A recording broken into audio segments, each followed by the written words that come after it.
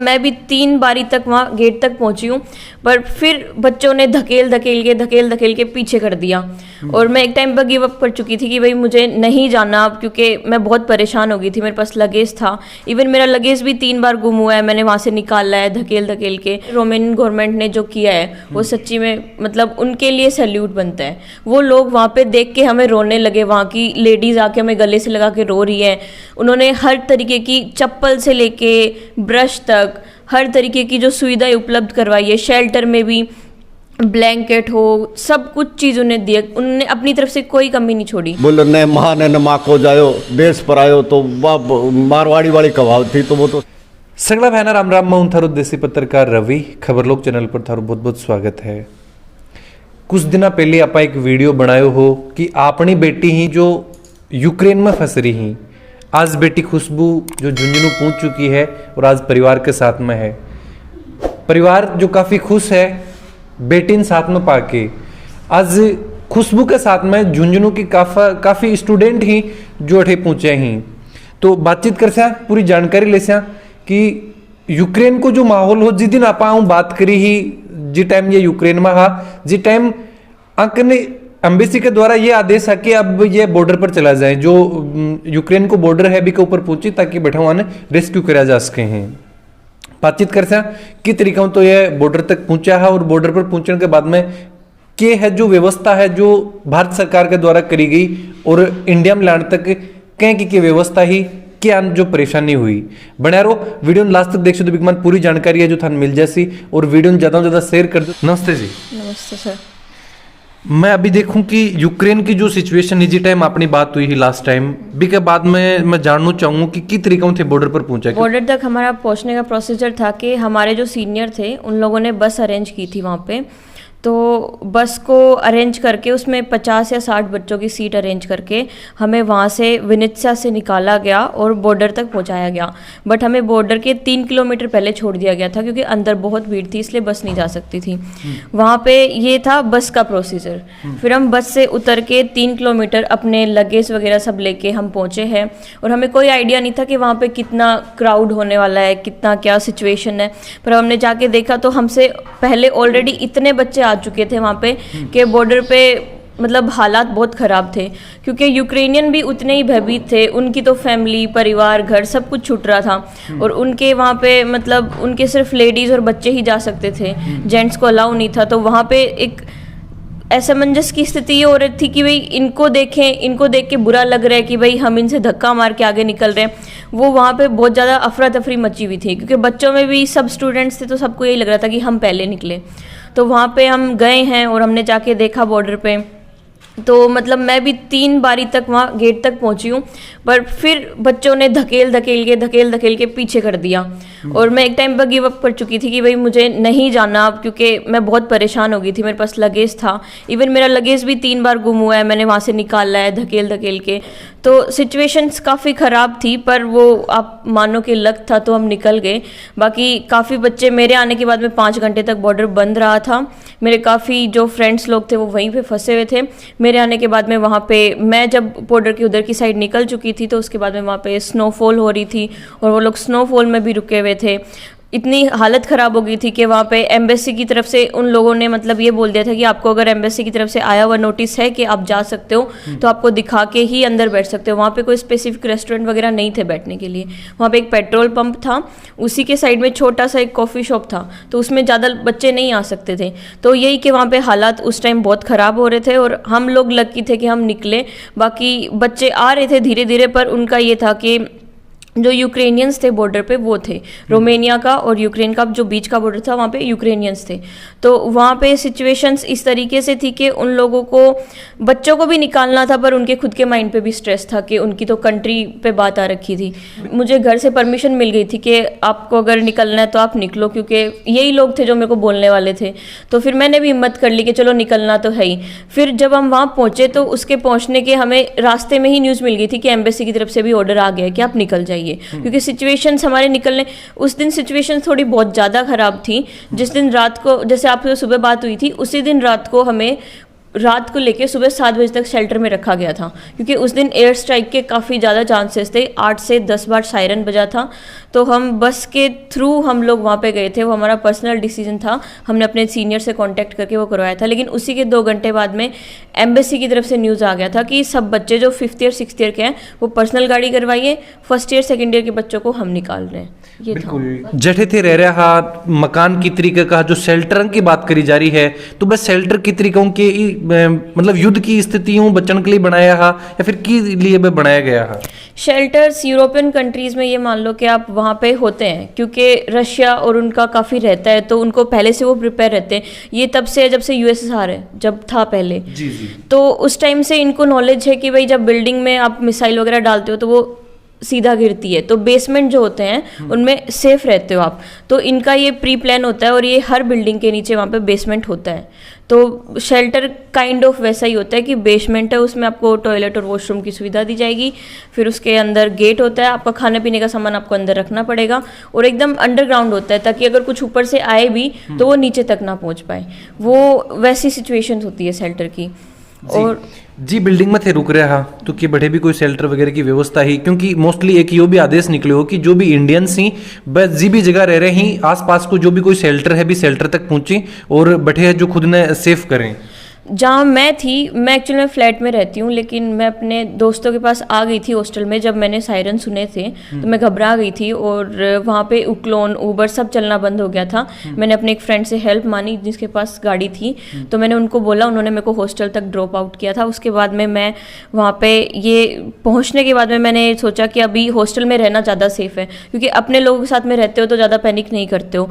तो हॉस्टल में अंडरग्राउंड था पर वो इतना सेफ़ नहीं था, इसलिए हमें यूनिवर्सिटी की तरफ से ऑर्डर थे कि जब भी आप सायरन सुनो तो आप तुरंत यूनिवर्सिटी पहुंचिए। हमारी यूनिवर्सिटी न्यू थी, तो उसमें जो शेल्टर थे वो काफ़ी अच्छी तरीके से बनाए हुए थे। तो उस दिन लगातार 7 से 8 बार सायरन बजा था, और उसी दौरान हम सब लोग खाना बना रहे थे। इवन हमने बहुत अच्छे से हलवा के मेंटल स्ट्रेस इतना था कि खाना अच्छे से नहीं खाया, हलवा सब्जी और रोटी बना ही रहे थे। इतने में हमें सायरन की आवाज़ आई, तो हमने सोचा कि अभी क्या ही करें, खाना तो खाना ही पड़ेगा। पर बहुत ज़्यादा फ्रिक्वेंसी से वो चीज़ें होने लगी, तो हमारे दोस्तों ने बोला और यूनिवर्सिटी की तरफ से भी टीचर्स आए, उन्होंने बोला कि आपका यहाँ रुकना सेफ़ नहीं है। तो हम खाना भी छोड़ के वहाँ से लगेज लेके, बस एक छोटा जो पिट्ठू बैग होता है वो लेके हम शेल्टर में गए। हम पूरी रात शेल्टर में रुके हैं, और शेल्टर में ही हमने प्लानिंग किया था कि भाई हम मॉर्निंग में निकलने वाले हैं। तो हमने अपने सीनियर से बात की और उसी दौरान फिर मॉर्निंग में हम निकल गए थे बॉर्डर के लिए। लगभग कताक जो स्टूडेंट आपने इंडियंस या फिर अपने झुंझुनू का राजस्थान का जो थारे साथ बैठे रह रहा, वो तो मेरे दोस्तों का मुझे पता है, बाकी मैं बता नहीं सकती। हम 20 से 25 लोग थे जो झुंझुनू के थे। अकेले झुंझुनू से 20-25 राजस्थान के झुंझुनू के भी थे, मतलब 10 से 15 लोग झुंझुनू के, बाकी अदर के थे जी। ये जो सिचुएशन जो बात कर रहे हैं खुशबू जी भी के पीछे रीजन यो ही है कि पतो लगे कि कहीं की सिचुएशन ही और फिर कहीं तक ये अठा तक पहुंचे ही, क्योंकि काफ़ी लोग परेशान ही, काफ़ी परिवार। आज सरकार भी हर एक जनप्रतिनिधि है जो वह स्टूडेंट जो यूक्रेन में फंस रहे हैं बाका परिवारों में मिल रहे हैं, बातचीत कर रहे हैं, बन सांत्वना देने का प्रयास कर रहे हैं कि बस ज़्यादा पैनिक नहीं हुए। अब वह स्टूडेंट ही जो सुरक्षित आपने घर पहुंच चुके हैं, बहु मिलन का अपना भी प्रयास है कि आप भी वह बात बहु पहुंचा कि बैठा तक की सिचुएशन ही और की तरीकों में बैठे हूँ निकल के आया। खुशबू जी, मैं एक चीज़ और पूछना चाहूँगा कि काफ़ी जो शायद सोशल मीडिया पर यह चीज़ फैल रही है कि जी फ्लाइट में काफ़ी स्टूडेंट जो पूछे ही कि अगर 10,000 रुपये की टिकट है तो भी का 50,000 रुपये तक का भी पे बंद करना पड़ रहे हैं। थारकन भी के कोई यहाँ को ऑफर आयो हो या फिर एक जो खबर ही कि फेक चल रही? हाँ जी, ये मेरे को सुनने में आया था। मैं जिस बॉर्डर से निकली थी वो रोमानिया का बॉर्डर था, और जो ये न्यूज़ सुनने को आ रही थी ये पोलैंड और हंगरी साइड के जो बॉर्डर है उनसे सुनने को मिल रही थी। बट मैं अभी कंफर्म नहीं हूँ क्योंकि मेरा कोई दोस्त उधर से निकला नहीं है। हम सब रोमानिया साइड से निकले थे। वहाँ पे हमें कुछ नहीं देना पड़ा, हमें सिर्फ वो बॉर्डर क्रॉस करना था। वो हमारे लिए काइंड ऑफ बहुत बड़ी प्रॉब्लम थी क्योंकि वहाँ पे बहुत बच्चे थे। उससे निकलने के बाद में रोमानियन गवर्नमेंट ने जो किया है वो सच्ची में मतलब उनके लिए सैल्यूट बनता है। वो लोग वहाँ पे देख के हमें रोने लगे, वहाँ की लेडीज़ आके हमें गले से लगा के रो रही है। उन्होंने हर तरीके की चप्पल से लेके ब्रश तक हर तरीके की जो सुविधाएं उपलब्ध करवाई है। शेल्टर में भी ब्लैंकेट हो, सब कुछ चीज़ उन्हें दिया, उन्होंने अपनी तरफ से कोई कमी नहीं छोड़ी। इवन हमें नहलाने के लिए भी कि लड़कियों को प्रॉब्लम ना हो, उन्होंने प्रायोरिटी दी है। उन्होंने बस में 3 बसें करके शेल्टर से लड़कियां निकाली और उनको नहलाने के लिए लेके गए हैं, क्योंकि शेल्टर में थोड़ा अच्छा नहीं था वॉशरूम वगैरह। तो उन्होंने काफ़ी मेहनत की। रोमेनियन गवर्नमेंट की मैं काफ़ी मतलब बोलना चाहूँगी कि मुझे बहुत अच्छा लगा, घर जैसा फील आया। मैंने इन लोगों को भी वीडियोस भेजे कि मैं खुश हूँ अभी यहाँ पे पहुँच के। मैं काफ़ी खुश हूँ कि मैं यूक्रेन से निकल के यहाँ पे पहुँची हूँ। बाकी अदर बॉर्डर का मुझे पता नहीं है अभी तक कि उन पे क्या चल रहा है। ये चीज भी बोली जा रही है कि तिरंगो वगैरह अगर लगा के निकल रहे हैं तो न तो यूक्रेन का जो सैनिक ही वह कुछ बोल रहे हैं, न कोई रशिया का जो सैनिक ही बाकी द्वारा कुछ बोले जा रहे हैं। तो यहाँ की भी कोई सिचुएशन जो देखने में हाँ जी, डेफिनेटली ऐसा हुआ है। हम अपनी सारी बसेस के फ्रंट सीट पे, हमने फ्रंट पे और साइडों में हमने इंडिया के फ्लैग लगाए थे। और वहाँ पे उन बसों को देख के उन्हें रोका नहीं जा रहा है, क्योंकि उनके ऊपर एक तो इंडियन बच्चे अंदर है और इंडियन जो हमारे मोदी जी ने बोला था कि भाई आप फ्लैग लगा के निकलो, तो हमें वहाँ पे रोका नहीं गया है किसी भी जगह। चेक पोस्ट में हमारे पासपोर्ट चेक हुए, पासपोर्ट चेक हो गया, हमें आगे निकाला गया। बट जो अदर जो सिटी के अंदर जो पुलिस थी उन्होंने हमें नहीं रोका था वो देख के। ये बात सच है। तो के जी टाइम का को फील हो फीलिंग बहुत अच्छी थी। इवन हमने वीडियोस भी बनाए थे कि हमारे इंडिया की बहुत सारी बसेस आ रही है और वो एक अलग ही तरीके से, जैसे यूक्रेनियन लोग निकल रहे थे, पर हमारी एक जो बस है वो 5 बस अलग से जो निकली है, वो बहुत अच्छा फील हुआ हमें कि हमारी गवर्नमेंट ने हमें, मतलब हम सब ने वहाँ पे चिल्ला के वंदे मातरम वो सब किया है, क्योंकि हमें बहुत अच्छा लगा कि दूसरी कंट्री में हम बैठे हैं और हमारे लिए इतना कुछ किया जा रहा है। सरकार का द्वारा यह भी चीज बोली जा रही है कि सरकार का जो प्रयास है हम थोड़ी लेट ही सरकार के पहले कुछ प्रयास यहाँ का करा जाना चाहिए। हाँ, क्योंकि मुझे लगता है कि जब दिख चुका था कि सिचुएशंस ख़राब है, तो जैसे अदर जो कंट्रीज़ थे उन्होंने पहले ही एडवाइजरी निकाल दी थी और आदेश दे दिए थे कि यहाँ पे जितने भी कंट्रीज़ के लोग हैं, जैसे अमेरिका, ऑस्ट्रेलिया जो भी थे, उन्होंने अपने सिटीज़न को वापस बुला लिया था। तो मेरा ये मानना है कि अगर आज जो सिचुएशन से हम गुजर रहे हैं वो नहीं होती अगर हमारी भी गवर्नमेंट हमें ये बोल देती कि आप जल्दी निकल जाओ। तो हमारे ऊपर प्रेशर था यूनिवर्सिटी का, क्योंकि उन्होंने बोला कि आप निकलोगे तो हमारी, इवन जिस दिन बमबारी हो रही थी उस दिन क्लास थी, हमारी टीचर ने क्लास ऑन की और हमने बोला कि हम मेंटल स्टेट में सही नहीं है तो आप क्लास नहीं ले सकते। तो उन्होंने फिर क्लास बंद की है। तो वहाँ पे क्या है कि लोगों को ऐसा लग नहीं रहा था कि ऐसी सिचुएशन ख़राब हो जाएगी। जो हुआ है वो बहुत सडन हुआ है। यूक्रेन की अगर बात करी जाए, जिस जगह थे रुक रहा कतिक दूर, कई किलोमीटर दूर था बमबारी हो रही है। क्योंकि अगर राजस्थान की भी बात करी जाए, टाइम झुंझुनू मापा बैठे हैं और जैसलमेर में अगर बमबारी हुआ है तो शायद मन कौन लगा कि झुंझुनू वाला लोग इतना पैनिक होगा। तो कहीं की सिचुएशन बैठे कतिक के दूर बमबारी वगैरह हो रही है। वो ही सिचुएशन है। मैं जिस सिटी में थी वो एक मतलब वो वेस्ट साइड का एरिया था। वेस्ट में अभी तक इतना कुछ हुआ नहीं था यूक्रेन में। और जो मोस्टली जो हो रही थी, लाइक जैसे हम अपने यहाँ देखे तो दिल्ली है, मुंबई है, वैसे ही वहाँ पे खारकीव और कीव है। कीव कैपिटल है, खारकीव बहुत पहले कैपिटल था, फिर उसको हटा दिया गया था जी। तो वो जो जगह है खारकीव रशिया के बिल्कुल बॉर्डर से लगता है। तो वहाँ पे मोस्टली लोग लाइक रशियंस को सपोर्ट भी करते हैं। तो उनका ये मानना है कि वो जो सिटीज़ है उनमें ज़्यादा बच्चे थे। हमारी जो सिटी थी वो वेस्ट साइड में थी, इसलिए हम सेफली निकल गए। वहाँ पे बच्चे थे और उनको, जैसे अगर आप देखो कि बमबारी हो रही है तो उन्होंने वहीं से स्टार्ट किया था। बोरोस्पिल जो हमारा कीव का एयरपोर्ट है उससे सबसे पहले डिस्ट्रॉय किया गया था वहाँ पे। तो वही एक जरिया था जो हम निकल सकते थे। तो उसी के दौरान मतलब बच्चों पैनिक हो गए वहाँ पे, क्योंकि बमबारी हो रही है तो ऑब्वियस सी बात है, स्टूडेंट्स ये इतना कुछ ज़िंदगी में देखा नहीं है कि भाई बम गिर रहा है ये वो, तो वो लोग निकल नहीं पा रहे थे उस सिचुएशन से। हमारा ये था कि हम बहुत दूर बैठे थे, खतरा हमें भी लगातार था, क्योंकि सायरन पे थ्रेटन आ रहे थे वहाँ पे कि एयर स्ट्राइक होगा, बॉम्बिंग होगा, आप रुको, सेफ नहीं है। अनाउंसमेंट भी चल रही थी, पर मोस्टली वहाँ पे सायरन के जो फ्रीक्वेंसीज थी भाई 30 सेकेंड्स है, 1 मिनट का है, तो वो चल रहा था लगातार। उसी के दौरान हमें न्यूज़ मिल रही थी कि ऐसा ऐसा चल रहा है। तो वही कि बड़ी सिटीज़ में ज़्यादा प्रॉब्लम है, क्योंकि वहाँ पे बच्चे भी ज़्यादा हैं और वो कैपिटल रह गया। तो कैपिटल में सबसे पहले अटैक जो करेंगे वो कैपिटल पे ही होता है, ना कि छोटी सिटी में। यूक्रेन जाने का डिसीजन मेरा, मतलब मेरी एक फ्रेंड थी उसके थ्रू बना था, क्योंकि वो यूक्रेन गई थी। तो उसने बोला था कि काफ़ी अच्छी स्टडीज़ है यहाँ पे, 6 साल का कोर्स है यहाँ पे, आपको मतलब इंटर्नशिप भी इनके साथ ही मिलेगी। तो मुझे मतलब लाइक रशिया में बहुत लोग थे ऑलरेडी, तो मेरा मन था यूक्रेन जाने का। तो मैंने वो डिसाइड किया कि चलो वहीं से करते हैं। और यूक्रेन का मुझे स्टडी अच्छा लगा, वहाँ पे जाने के बाद में भी अच्छा फील हुआ। हमारी यूनिवर्सिटी टॉप यूनिवर्सिटी थी, में यूनिवर्सिटीज़ में आती है VNMU। तो वहाँ की अच्छी थी चीज़ें, काफ़ी बहुत अच्छी थी। अभी वो लोग गिव अप नहीं कर रहे हैं, वो भी अच्छा ही लग रहा है देख के, क्योंकि हम तो वहाँ पे रह के आए तो हमें लगाव हो गया है उस जगह से, क्योंकि हमारा तो वहाँ पे घर भी था, सब कुछ था वहाँ पे। तो वही है कि अभी देखते हैं क्या होता है आगे, देख रहे हैं हम भी, लग रहा है हमें भी कि आगे होना चाहिए। अभी सरकार भी कुछ फैसलों ले रही है, चीज पर डिसीजन लियो जा रहा है कि नेक्स्ट जो भी स्टडी बच रही है स्टूडेंटा की, बंकले कुछ ये है कि व्यवस्था अल्टरनेट करी जाएगी कि अब वह इंडिया में रह के ही पढ़ाई करें। बहुत अच्छी बात है, अगर वो ऐसा सोच रहे हैं तो उन्हें करना भी चाहिए, क्योंकि वहाँ पे 16 या 20 हज़ार के तकरीबन स्टूडेंट्स हैं। अगर वो इसी चीज़ पे डिसीजन लेंगे तो अच्छा रहेगा, क्योंकि अभी हमारे फ्यूचर का बहुत बड़ा क्वेश्चन मार्क उठ चुका है। क्योंकि हमारी, जैसे मैं 5th ईयर में हूँ, मेरा 1 ही साल बचा, उसके बाद मुझे डिग्री मिलने वाली है। अगर वहाँ की गवर्नमेंट अभी युद्ध के और इस स्थिति में वो नहीं दे पाएंगे जवाब कि हमारे कहाँ डॉक्यूमेंट्स, क्या चीज़ें हैं, कैसे क्या करना है, तो मैं ये मानती हूँ कि जो उन्होंने सोचा है वो बहुत अच्छा सोचा है, जो 20 हज़ार स्टूडेंट्स के भले के लिए ही सोचा है।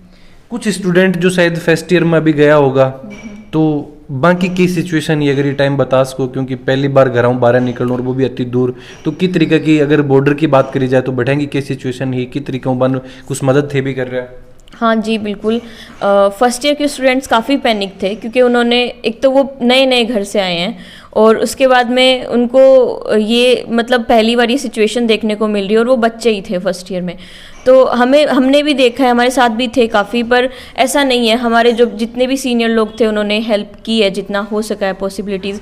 बाकी आप बात करें बॉर्डर की, तो वहाँ पे कोई हेल्प वाली बात नहीं है। मैं अपने 15 लोगों के ग्रुप के साथ में गई थी, पर जब मैं निकली थी मैं सिर्फ 3 लोगों के साथ में निकली थी, क्योंकि हम सब बिछड़ गए थे। वहाँ पे इतनी भीड़ थी कि आप नहीं मैनेज कर पाओगे कि आप सबको साथ लेके चलें, वो पॉसिबिलिटी नहीं होती, क्योंकि इतने लोग होते हैं, धक्का मुक्की, तो आप कहीं इधर छूट जाते हो, उधर छूट जाते हो, तो वो पॉसिबिलिटी नहीं है कि आप सबको साथ में लेके चलो, वो आपको अपने ऑन रिस्क पे ही करना पड़ेगा क्रॉस। प्लेन में मतलब बैठने के लिए या फिर की तरीके की व्यवस्था जो करी जा रही है, की तरीके कौन स्टूडेंटन प्रायोरिटी दी जा रही है कि बन पहली है जो इंडिया लाया जाएगा? मोस्टली प्रायोरिटीज लड़कियों को दी जा रही थी, क्योंकि शेल्टर में भी लड़कियां काफ़ी थी और लड़कियों को दिक्कत भी हो रही थी। तो वहाँ पे ऐसा था कि फर्स्ट ईयर के भी स्टूडेंट्स को जो ज़्यादा पैनिक आउट कर रहे थे उनको निकाला जा रहा था कि भाई जिसकी तबीयत बहुत ज़्यादा ख़राब है। पर रोमेनिया बॉर्डर पे जहाँ मैं शेल्टर में रुकी तो उन्होंने सब कुछ प्रोवाइड किया, फुटबॉल बास्केटबॉल के खेलो, थोड़ा माहौल आप मेंटल स्टेट सही करो। जब उन्होंने पहली बार बच्चों को देखा तो उनको लगा कि यार ये बहुत परेशानी में है, तो उन्होंने जो जितना उनसे बन सकता था उन्होंने सब कुछ किया है। और ऐसा नहीं है कि प्रायोरिटीज़ किसी को दी जा रही थी, वो जस्ट ये था कि आप अपने लिस्ट बनाओ, जिन जिन बच्चों का नंबर आ रहा है एम्बेसी के थ्रू वो बसेज में बैठो और उसके बाद में आपको टिकट मिलेगी। तो वो एक साथ में तो सबको नहीं ला सकते, तो उनका भी यही था कि भाई जितने हो सकते हैं उतने निकलो। तो बसेज, ट्रेन और ये सब से हमें मतलब बस से ज़्यादा पहुंचाया गया है, ट्रेन तो नहीं बोल सकती मैं, बस से हमें पहुंचाया गया है। वो उन्हीं के थ्रू जो बस की गई थी उन्हीं में हमें पहुंचाया गया है। ऑलमोस्ट बच्चे मेरे शेल्टर से उस टाइम तक निकल चुके थे जब मैं आई हूँ जी।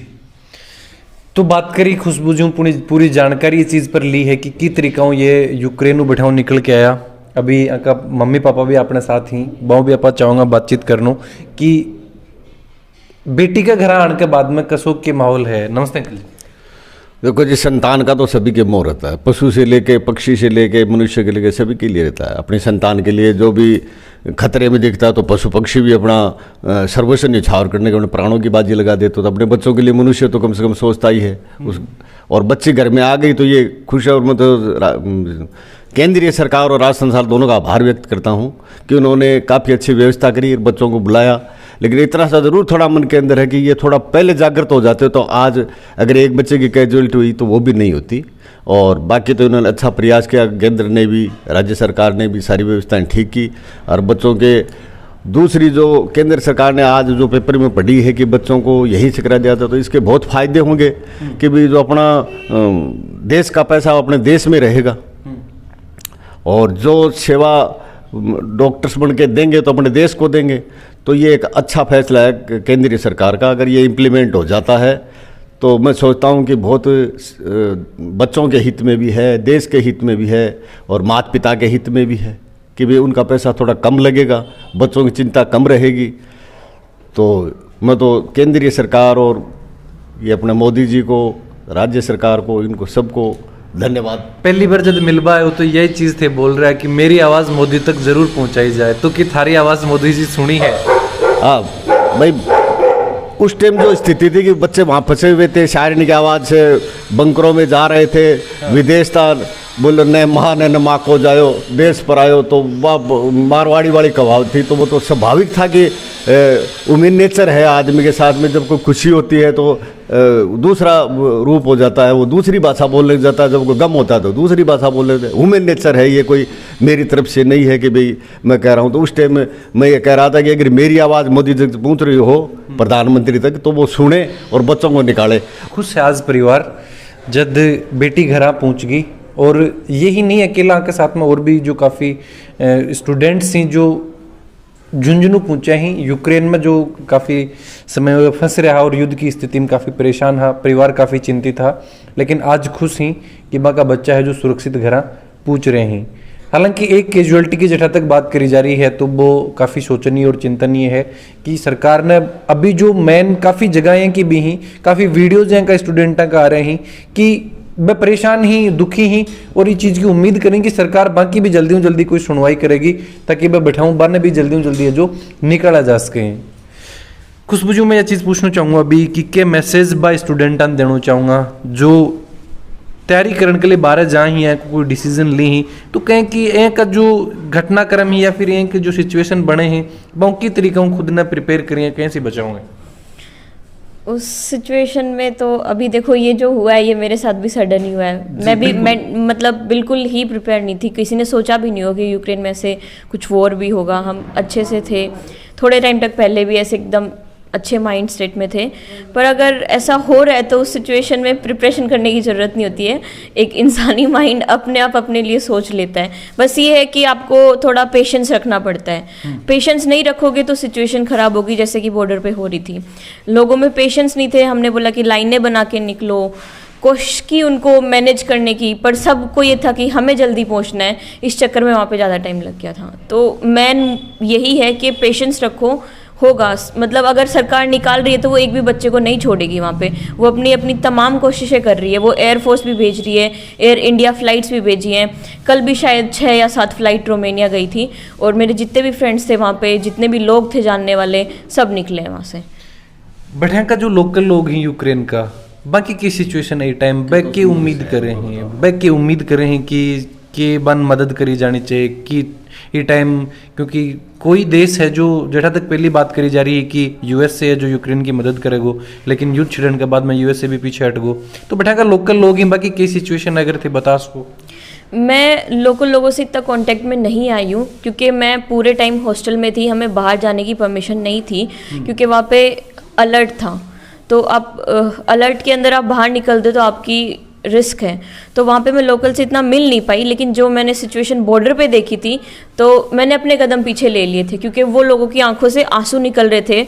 उनके छोटे छोटे बच्चों को वो एक बेडशीट में डाल के 2 से 4 जितने बच्चों को वो वहाँ पहुँचा सकते हैं वो पहुँचा रहे थे। वो रो रहे थे, उनके जो हस्बैंड लोग थे, मतलब लाइक वहाँ पे रूल है ना जो आर्मी में ज्वाइन कर सकते हैं वो लोग, तो वो लोग बॉर्डर के इधर रह के अपने बच्चों को, अपनी मतलब वाइफ को, अपनी मम्मी को, उन सबको वो छोड़ के जा रहे थे और वहाँ पे खड़े होकर रो रहे थे। तो उनकी जो मेंटल स्टेट थी शायद वो हम कंपेयर नहीं कर सकते हैं। उनका घर भी छूट रहा है, उनकी फैमिली भी छूट रही है, कोई विश्वास नहीं कि वो आएंगे भी नहीं आएंगे।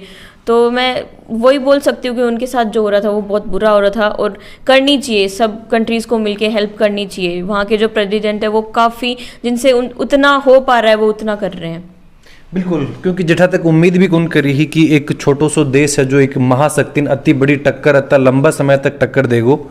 और आज हर कोई जो देश है, हर कोई व्यक्ति शायद ये चीज़ों आश्चर्यचकित है क्योंकि लगातार संघर्ष जारी है और बिल्कुल भी गिव अप करने को तो कटे ऑप्शन ही कौन दिखा रहा, लगातार है जो कि सामना कर रहे हैं। वीडियो के बारे में थारा जो भी विचार हैं जरूर थे कमेंट बॉक्स में लिख के बताओ। देसी खबरां के लिए खबर लोग चैनल पर बना रहो। जय झुंझुनू, जय राजस्थान, जय हिंद।